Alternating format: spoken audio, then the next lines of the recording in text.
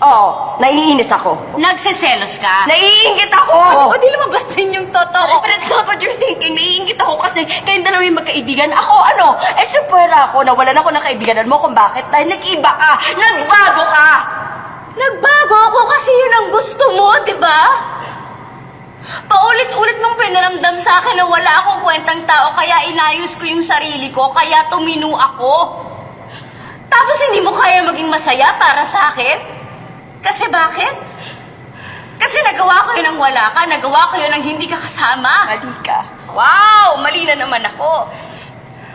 Kasi ikaw yung palaging tama. Kasi ikaw yung nakaangat sa amin.